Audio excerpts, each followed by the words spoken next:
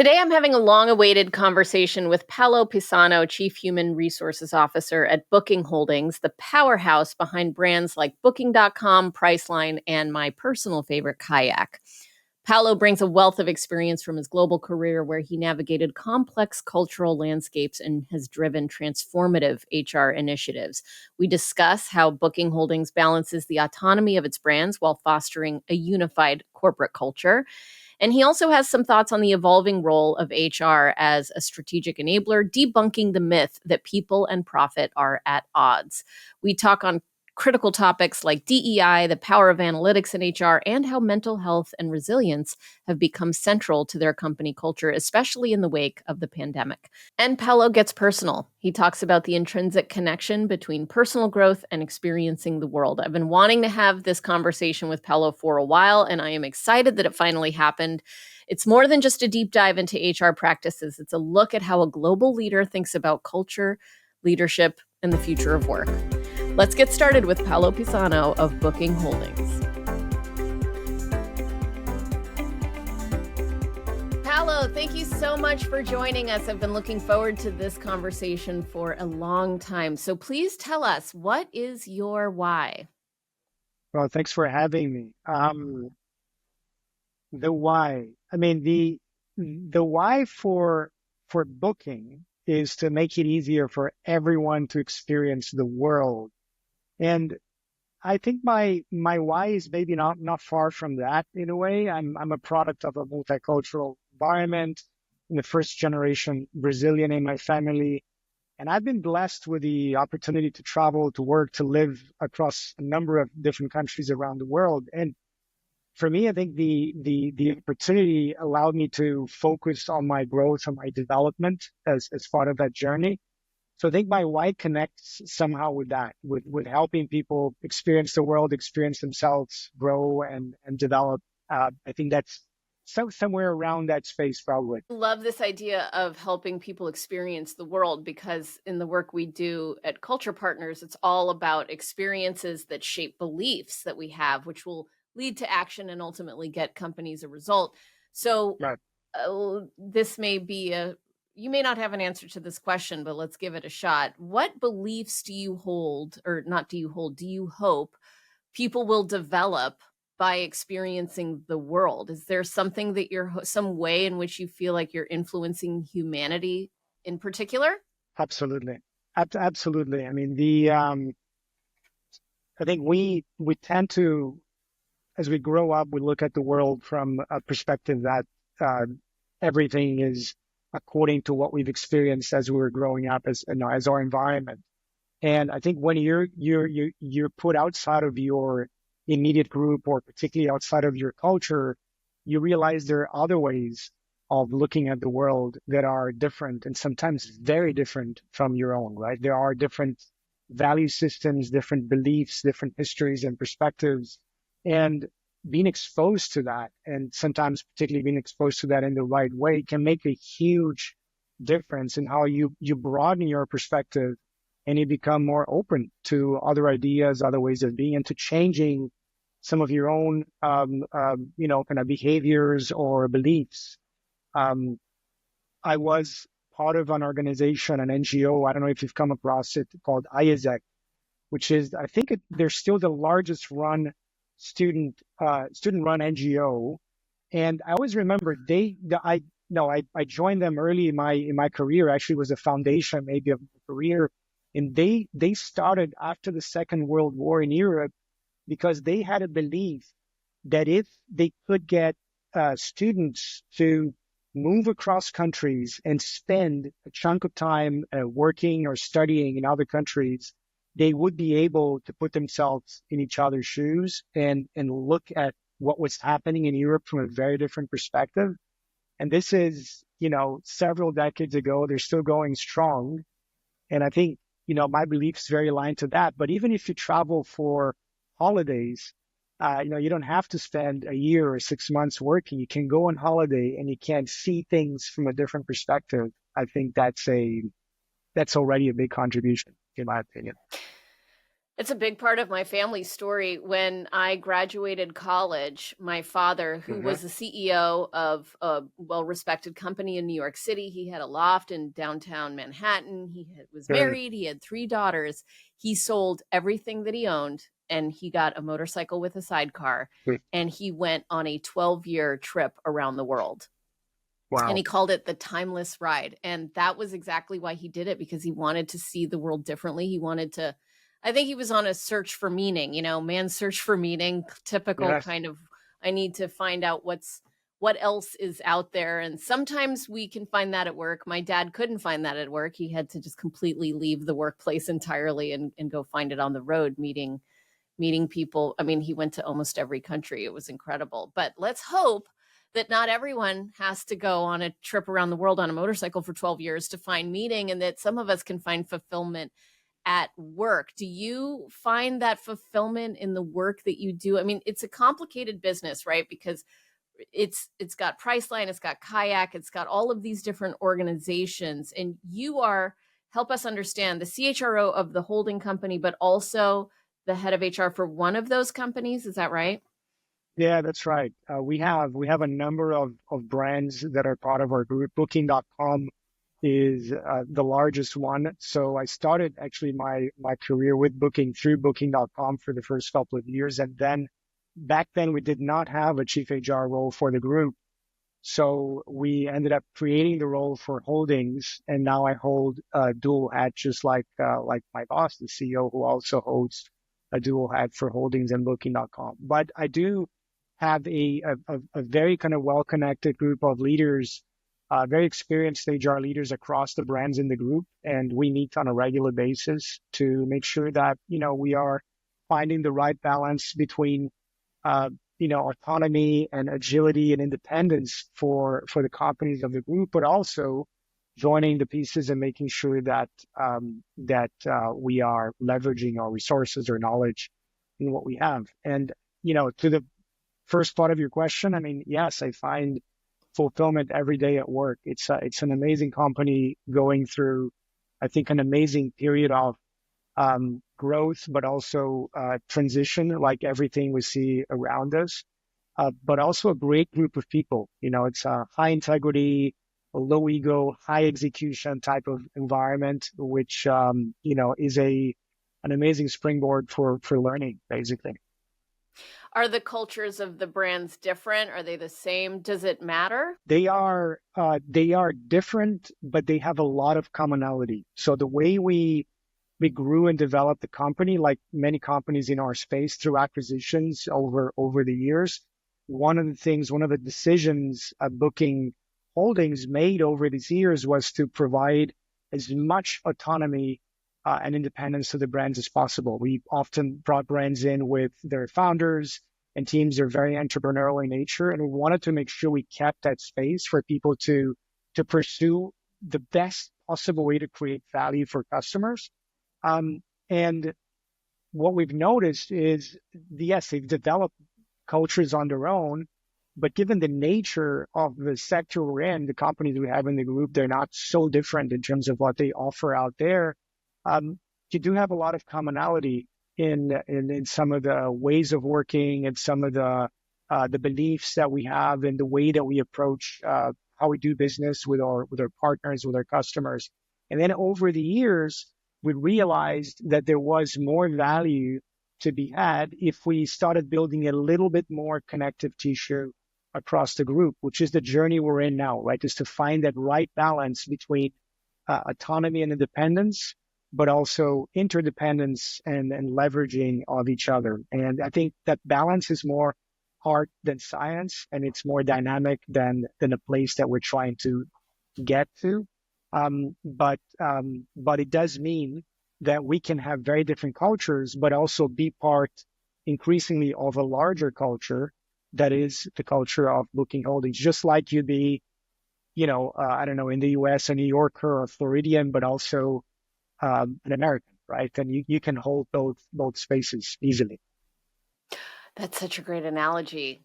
I love that way of thinking about culture, that you can be both the same and different at the same time. There's so much black and white thinking in corporate America today, or even maybe global corporate generally. It's like it's got to be this way or that way. One of those Sure. places that I'm particularly interested in and would like to dig into with you is this tension, which seems to be growing, in my opinion, between people and profit. That these two things are opposite ends of a spectrum, and you have to kind of Sure. pick one or the other. And during different economic cycles, we pick one and then we pick the other. And because if you invest in people, that's going to affect your bottom line negatively. But if you focus on profit, it's going to negatively affect your people. And I don't believe those two things are at odds. And I think business minded HR people get that. But there are a lot of HR minded HR people who maybe fail to see the larger context and business context in which they exist. You are a business minded HR leader. So I would love to understand, first of all, your journey to CHRO, and why you come at it from this perspective, and also how you hold that tension. Because I would imagine there are people who see some decisions that you make, don't understand the value, and you have to kind of communicate that value to them, right? That's interesting because it's a first I think it's a fault um, clash, right? I mean, you don't have business without people.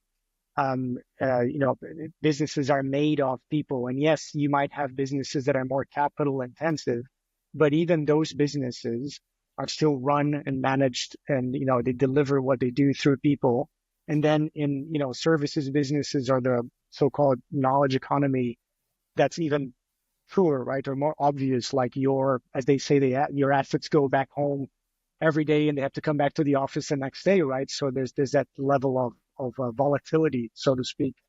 Um, but I've been picking up less on that kind of conflict in recent years than perhaps throughout my whole career. So maybe um, there might be some bias of the people and companies and circles that are kind of around me, but I'd say that it's more of a rarity that I come across businesses that don't get that you need to invest in people in order to get results than again, 15 or 20 years ago.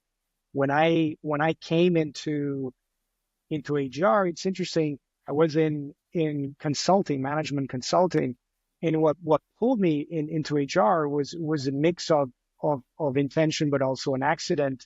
Is I was very interested in what we were doing in the consulting space and advising organizations into kind of doing things differently. But I was getting increasingly intrigued on because the company I was working is very small, and then I worked for a bigger one, but we were more on the design and delivery, but not the full implementation of what we were recommending. And my big question mark was, how do you then get companies to implement, to do what we're recommending when that means significant changes on habits and beliefs and ways of working? And that's when I came across, HR and some folks that were thinking about HR from that standpoint, right? From a perspective of change management, organizational development, et cetera. So my first forays into HR are because of that. And then over the years, I had the privilege of being, kind of surrounded by, working alongside with, or being mentored by some pretty amazing business leaders and professionals, and where it became clearer and clearer that what we do in HR is fundamentally kind of the enablement of the strategy of the organization, right? And that is done through people.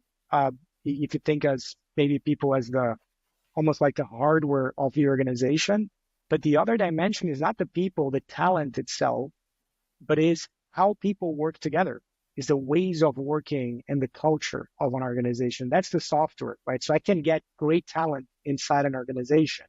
If that talent is not capable of working in an incredibly effective way with one another, then I'm not really leveraging that talent because it's all about teamwork. So I think those both parts are critical. And again, I see less of that conflict today, even by looking at the sheer number of articles in big business publications, right? And you look at the last couple of decades, how they've shifted more and more into leadership and people management and change management and culture. I think that says something, right? I think there's a heightened awareness that you need to invest in people for the future. Perhaps there isn't yet a heightened uh, competency to the same level, right? So doing that work is hard. So the gaps are still significant in that space. Well, maybe that's it then, because I think when you just described the hardware and being the people and the software being the way that they work Hmm. together, that's how we define culture. It's the how people think and act, right? It's the way Right. we work together. Yeah. Um, but people without that level of competence, they see culture as, ping pong tables and kombucha on Thursdays and, nap rooms. I mean, that was made popular by Google 20 years ago. Yeah. And Yeah. there's still this very kind of soft, touchy feely, totally Hmm. disconnected from the business objectives HR mindset for many people, Hmm. right? And they get Hmm. marginalized. And that's when CEOs see that, they're like, well, that's why we're going to have our head of HR report into the CFO to keep them in check, as opposed to you are actually my greatest lever in driving results, which is what I do believe effective HR is. I didn't just Absolutely. ask I didn't just ask you a question, so there was a silence. Sorry about that. No, and I'm and I'm So, and I'm saying yes to what you said. I think it's absolutely aligned with what I've seen and with a broad misunderstanding of culture. yeah. So then let's dig into a couple, maybe the things where I've seen controversy in HR in the last few Hmm. years, things like DEI, right? SHRM just announced, the Society for Human Resource Management just announced they're Hmm. moving from DEI to IND. And I think maybe because there's an election cycle, this is a particularly hot topic right Yeah. now. I know that you have been an advocate of diversity, equity, and inclusion Hmm. initiatives, and that you get that that does drive results. And do you see pushback more than ever in that, or like how is that shown up in the workplace? Yeah, I've seen a little bit more. People have been a bit more careful, maybe in the U.S. in particular, because as you described, the political environment there, the polarization is very present. Also, I think that some organizations might have overextended how they talk about it, or maybe overpromised. So there was a little bit of perhaps too much of branding attached to that. And for example, for us at Booking, we have been in the other end of the spectrum from a talking about things standpoint. There's a value of kind of humbleness in the organization, which made us not be very much about saying how great we are, or putting too much stuff out there historically. More recently, I think we've started becoming a bit more mature in that space and realizing that we do want our prospective talent, right? Candidates that might want to consider working with us to know who we are, what we're about, what's important for us, how we work together, what kind of culture we have. And we think that's important more broadly. So we started doing it a little bit more in that space. But compared to other organizations, it's still very, very, I'd say, very shy. In the DI space, we've been doing things for many years, but we haven't talked as much about it. So we haven't felt much of the pressure because also we're pragmatists, right? Whatever we're doing, we're lining it up with our values, with our strategy, with what we're trying to do, what we're trying to get better. And I think we're also kind of a very insights and very data driven organization. And that means also that whenever we're picking up something and investing time, energy, money in it, we're trying to track and understand, is this working, right? Or do we need to change course and do something a little bit differently? So that keeps us pretty grounded in everything we do in HR and in that space in particular. Let's talk about analytics, because that is also a space where I've seen some friction in the last few years. I mean, Hmm. being a data driven HR organization, I think is immensely valuable, because Hmm. Hmm. especially with people, there's so much emotion can confuse reality, right? Perception is not always Yep. reality. And so the analytics keeps us grounded in what is really going on. Also, there's been pushback about, privacy. Like, are you tracking when I come into the office? And then people playing that game about coffee badging so that they're like, I'm Yep. back in the office, but then not. Have you had to navigate that tension at your organization? So starting from the end on the tracking and the privacy, not as much. I mean, what we've done, for example, on the return to office, like every company, we're trying to find what's the right kind of balance that we want to get over there. I think it's still a learning journey. I don't think anyone knows what the right spot is, and it might be different depending on the company you're at, depending on the country you're operating at as well. It's different cultures, different approaches, right? But in that space where we're learning, we've started using aggregate information to tell us a little bit about the trends and what's happening around the organization. So the way we approached it in one of our companies in the group, for example, at Booking.com, was to start providing information on attendance to managers the same way we would provide information on our engagement surveys, which means we're not going to provide you names and surnames yet. We're going to provide you, on a group report that tells you what are the patterns and what's happening in your organization. So then on the basis of first and foremost, rather than pinpointing an individual or anything like that, you can talk to your teams, engage with the teams, have conversations, try to understand what is driving behavior. If you feel we need to change something, engage with the teams, have a conversation. So I think that was a way we found to navigate the space where people don't feel we are kind of overstepping, right, on that, and still providing very useful insights to management and to leadership on how we're doing and how we aligning kind of more closely to where we want to get to or not. On the more broadly on the analytics space, it's interesting. I think it's very welcome that the HR world or the HR craft woke up to the importance of having data, of looking for insights, et cetera, right? A number of years ago. I think it's been a bit of a slow journey, but we're making progress on that in the function around the world, not at Booking, I mean, but more generally, right?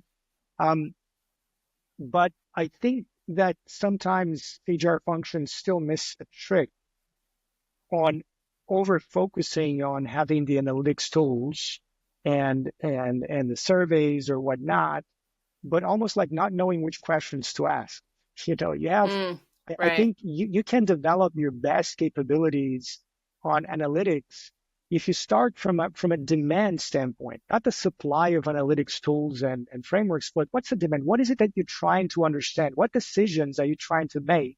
And what do you need to know that will help you make a better decision for the business? Because at the end of the day, I think even behind or kind of more foundational than thinking about the commercials of the organization is understanding that, we are a network of decisions, right, and commitments in the organization. And what you're trying to improve is that, right? Most of our work, unless, of course, you are in a factory or something like that, we work with our brains, making commitments with one another, meeting, sharing information, and making decisions. So how do you make those better decisions? And HR can be very well plugged into that. For us, we do a combination of things. It's not one silver bullet. You can go from, as tools, you have engagement surveys, you have pulse surveys, you have focus groups, you have, the intranet is an amazing place to give you insights. We have a lot of engagement around our intranets in the organization. We have communication spaces like, town halls and Q&As and fireside chats, et cetera, where we hear from employees what they're thinking, what's concerning them, what's going on. We ask for feedback around that. We have our HR teams that are on the ground, right, with their ear close to the ground, hearing and understanding what's going on. We have a speak up culture where we want people to, if you see something, say something, raise concerns. So we try to create an environment where you have a lot of feedback and information flowing in a lot of directions. And then you have tools on top of that help you seek and find and identify patterns and try to kind of cross-reference that information. But ultimately, what we try to be is simple on what decisions we're trying to improve, for the business. So if I'm, I don't know, if I'm looking at a part of the business where we have some issues around engagement or attrition is a bit higher, we try to understand what's behind that. And then we say, hey, there are two or three factors that might be impacting that. So let's act on those factors. Let's run an experiment. And then let's see if we see some positive results. We saw in one of our businesses there was lower engagement that we attributed to lack of capability in management. We developed management training and development for those groups. And then when we were measuring the engagement of employees and some of the markers around good management, career development, trust, etc., we saw that the groups of employees that were under the managers that had undergone that development and that training, that result improved faster than the result for employees that were not under managers that had undergone the program. So that gave us a hint that, okay, it looks like this intervention is working.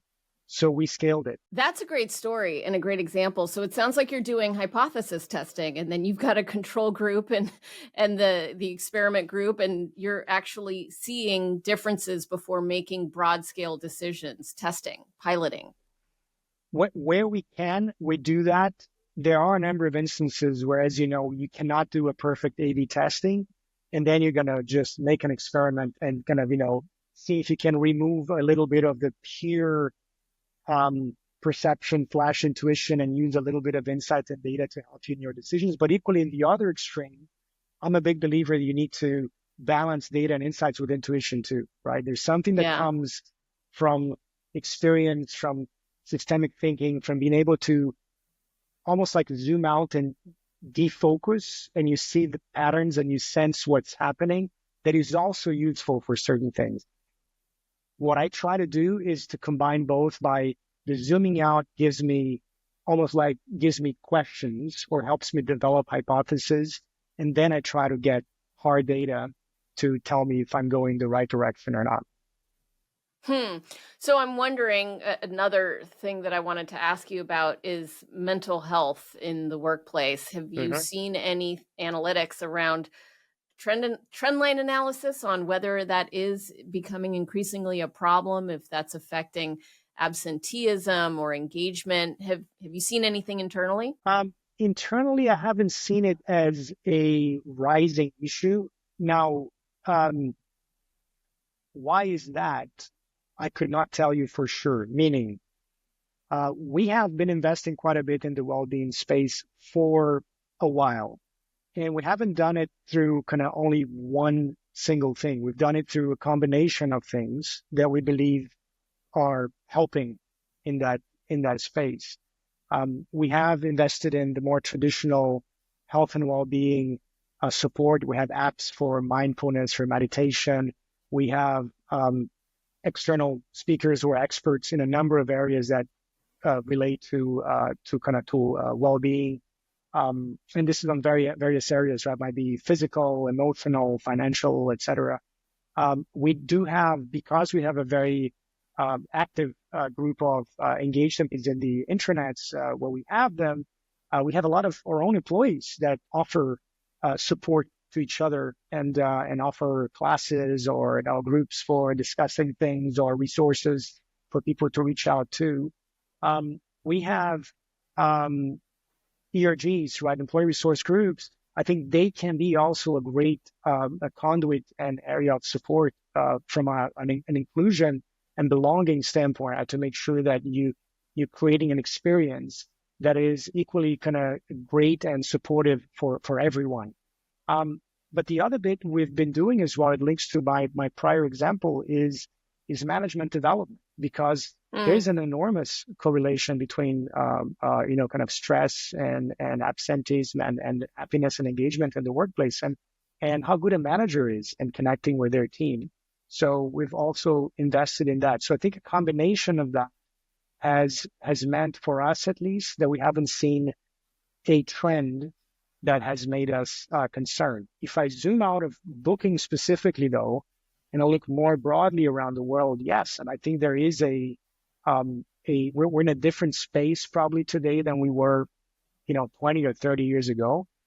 But it's I think, complex to attribute that to one thing, right? It's possibly a combination of a lot of different things, right? There's the way that we were raised by our parents, and that makes for a generational shift on how people were brought up. There is a shift on how technology has impacted how we deal with things, and the impact of social media is pretty well documented as well, right? Particularly on youngsters, on teenagers. There is a difference on how some countries have developed in different ways, what happened kind of economically and socially. So there's a lot of stuff that I think is combining into making that uh, possibly a bit more of an issue, but also there's a positive side to it, which is I think there's more awareness as well. I Mm. think we can talk more openly and more skillfully about mental health and well-being in general today than we could 20 years ago. And that might be also a contributor to us feeling that it's a lot worse. And I'm not saying that it's not worse, but I'm saying that there's an element there which is also around us being able to talk about it. And that is good that you can normalize it, not in a bad way, but I mean that it's no longer as much a taboo to talk about it and to be a bit more vulnerable with each other and to seek help and to seek support. And that was probably accelerated by COVID because it was a mass experience of isolation that then, I think in the workplace anyway, 5 years ago, talking about mental health was taboo. No, we're not just talking 20 years ago, we're just talking 5 years Mhm. ago. I'm curious, I know that you joined at the beginning of COVID, right? Yeah. So how did COVID affect the culture of the organization? Are you able to speak to that because of when you started? Um, Let me think, because I started on the 2nd of March of 2020. I remember that day. And uh, Oh my and goodness. I I spent 2 weeks in Amsterdam before onboarding, before I remember being, with a steering group where we had to make a decision to close 200 offices around the world and send people to work from home and figure out how to make that work, right? So it was very, very early in my tenure in the organization. Now, how that changed the culture, I think we're still figuring out what happened, how it changed. But there are maybe a couple of things that I've noticed that were positive. Um, it's interesting because, for example, at Booking.com, where I was closest to at that time, we noticed we still ran our pulse surveys for engagement, and we still run them like once a quarter. Three of them are pretty short, really easy to complete, and then we do once a year a broader one. And it was very interesting to notice that I think it was the first for the second round after we sent everyone to work from home. We're still kind of in the beginning of the pandemic. Nobody knows how bad this thing is going to be, how long it's going to last. We had some of the highest engagement results then. Why? Mm.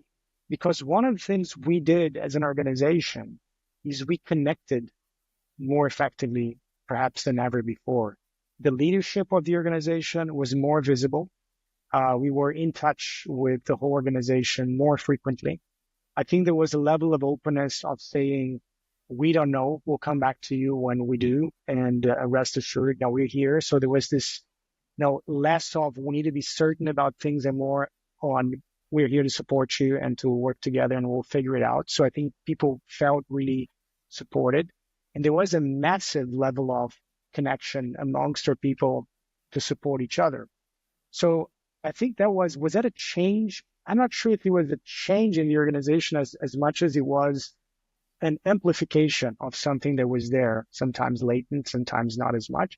And that became very much, kind of front of line for everyone and became a behavior. And I'd say that we've learned a lot from that period because a lot of the way in which we communicate, we engage today, I'd say is possibly more similar to that than it was from what I hear from the times before the pandemic. So that was a change, a lasting change and a good one. It's interesting because I would imagine, given the nature of your business, you were probably struggling financially, right? I mean, revenue probably plummeted. Massively, And massively. so, and the results are an experience in and of themselves. Seeing that uncertainty and that that can create a lot of fear and anxiety. So maybe that spawned the need for more connection to comfort each other in that, in the face of that uncertainty, maybe. I think so, absolutely. And I think there's a learning, a deeper learning in the organization around resilience, right? Booking Mm. was, a very fast growing organization, right? One of the classic scale ups that until the pandemic hadn't really lived through any significant crisis. So there was a moment of growing up in a way, right, as an organization where it is a very difficult time where you don't know what the future looks like or if there's a future. And yet, as you come back from it with the scars, with the, kind of the tough memories of it, but also the fond memories and the positive energy of how we kind of held together and worked together, you take that into your next phase. And I think that's one of the examples of kind of learnings and change that I know it's there. We know collectively it's there, but how is that going to manifest itself and translate? I think time will tell, right? But it's there, kind of that cohesiveness and that resilience, right? That we've been through the worst crisis of the company's history, and we figure out a way to get out of it and to live through it and to do it in alignment with our values, by the way, which is also very important. It's not like we had to change who we were to survive. We had to become more of who we were to survive and then to thrive after that. That's a beautiful sentiment. We didn't have to change who we were to survive. We had to become more of who we were to survive and thrive. Write that down. Make that an Instagram post. That's so inspiring. Okay, well, this is my last question and my favorite question, which is, what is something that you don't get asked very often in these types of interviews that you wish you were asked more often? What is something that I wish I were asked more often? Well, I'll be very sincere. When I engage in these conversations, I don't wish I get asked anything. What I always hope for is a proper conversation. Quite frankly, like the one we had, meaning, look, you start the conversation, you see where the conversation goes, and you engage in the conversation with curiosity. So more than the question I don't get asked, what I think is great when it happens, and it doesn't always happen, and sometimes for good reasons and sometimes not, is for it to be a real conversation, right? It's not a list of questions, but it's let's explore and be curious and see what comes out of it. There's stuff that I know comes out from some of my conversations that I have not thought about, I have not articulated before until that conversation. Actually, what I just said now have to become more who you. I haven't articulated that before. I said, shoot, yes, this is what happened, and now I can post it somewhere, right, and make it look smart or whatever. But it comes out of a real conversation. So that's what it's not the question, it's the quality of the conversation. Well, that is maybe my favorite response to that question that I've ever gotten in all of these interviews. And this has been so informative. I mean, I've learned a lot. I have many takeaways from this. I mean, the way that you talked about DEI and how people were really more into branding that than living with humility and actually living those values. I've articulated it saying, it can't be a project. It has to be part of your culture, but you just took it to another level. And the way that you talked about analytics, and it's not about the supply, it's about the demand. What is the question? How can we investigate? And also leaning on intuition. I mean, I have learned a lot about how to be an effective HR leader, but just generally business leader. So thank you so much for your candor. And I'm so glad we finally made this happen. It's been on the books for so long, and I've been looking forward to it. And here we are. So thank you, Paulo. No, thank you for having me. I appreciate it. And again, I appreciate the real conversation. Thank you so much.